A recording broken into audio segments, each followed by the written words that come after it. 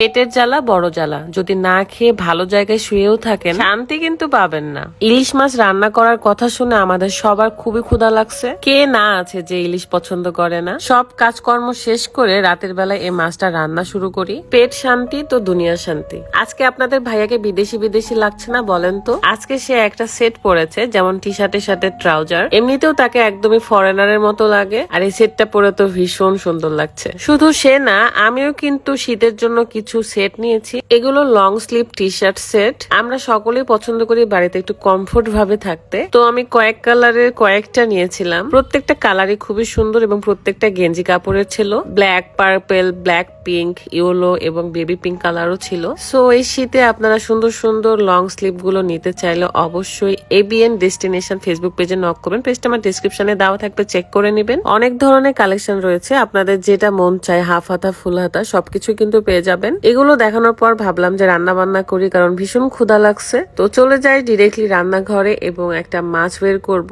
ইলিশ মাছ। এরই মধ্যে আমাদের গ্যাস শেষ হয়ে গিয়েছিল, দেন গ্যাস নিয়ে আসালাম। মানে হয় না, ক্ষুধা লাগছে একটু তাড়াতাড়ি খাবো, কিন্তু উপায় হয় না, গ্যাস শেষ হয়ে গিয়েছে, আবার মাছ বের করতে হবে, মানে অনেক কাজ থাকে। ফার্স্ট আমি ফ্রিজ থেকে এই ফ্রোজেন মাছটা ভিজিয়ে রাখি। ইলিশের অনেক ভাবে রান্না করা যায়, ইলিশ পাতুরি, সরিষা ইলিশ, বাট এত কিছু না আমি পারি না, কখনো হয়তো দেখানো নি যে আমি এগুলো করেছি। আমরা একটু বেশি করে ইলিশ মাছ কিনে রাখতে পছন্দ করি, যখন ইচ্ছা হয় খেয়ে নিই। সবসময়ের মতো ইলিশের বাড়ি ফেসবুক পেজ থেকে আমরা ইলিশ মাছগুলো কিনে রাখি। তো আপনারা যদি নিতে চান তাহলে আপনাদের জন্য আমি কমেন্ট বক্সে তাদের পেজটা দিয়ে রাখবো, অবশ্যই চেক করে নেবেন। আমি যখনই রান্না করতে যাই তখনই একটা করে চিহ্ন রেখে দিই আমার হাতে, মানে কিছু না কিছু আমার অঘটন ঘটবেই। এই দেখেন বোকার মতো আমি নখ দিয়ে আঁশগুলো সরাচ্ছিলাম, দেন আঁশ নখের ভিতরে চলে যায়। কি আর করার, এভাবে এখন রান্না বান্না করতে হবে। তো মাছের ভিতরে ডিম ছিল, প্রত্যেকটা মাছে আসলে ডিম ছিল। ডিম সহ মাছ আমার তো ভীষণ পছন্দ। একে তো ইলিশ মাছের স্মেলটা আমার খুব ভালো লাগে, তার মধ্যে ডিম। দেখেন এই লং স্লিভ টি শার্ট গুলো কত সুন্দর লাগে, তাই না? এটা অনেকটা নাইট ড্রেসের মতো, কারণ এই যে লেজ লাগানো আছে। যাই হোক না কেন, মাছগুলো সুন্দর করে ধুয়ে নিয়েছি। এখন আমি এগুলো রান্না করব। যদি সরিষা ইলিশ রান্না করতাম তাহলে হয়তো আরো ভালো লাগতো, বাট এখন পর্যন্ত আমি সরিষা ইলিশ কখনো রান্না করিনি, তো তাই ট্রাই করতে ভয় লাগে। একজন এক্সপার্ট কাছে না থাকলে সাহস পায় না আর কি। নর্মালি মশলাগুলো কষিয়ে আমি মাছ দিয়ে দিচ্ছি এবং ভালো করে নেড়ে চেড়ে পানি দিয়ে দিব পরিমাণ মতো। তারপর হয়ে আসলে নেমে খাওয়া দাওয়া করব।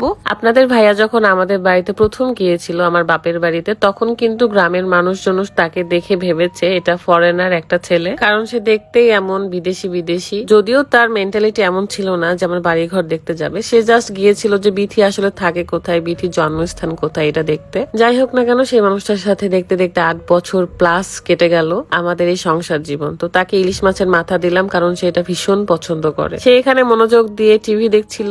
আমারও ইলিশ মাছের মাথা কিংবা লেজ এই দুইটা ভীষণ পছন্দ, তো আমি লেজটা নিয়ে নিলাম। মাথার থেকে লেজটা আমার বেশি ভালো লাগে। এই তো রাতের খাওয়া দাওয়া করতেছি, আলহামদুলিল্লাহ। আল্লাহ রিজিকে যা রাখছিল সেটাই, সারাদিন কিছু খাইনি, দেন এখন খাচ্ছি। ভালো থাকবেন সবাই, আল্লাহ হাফেজ, আসসালামু আলাইকুম।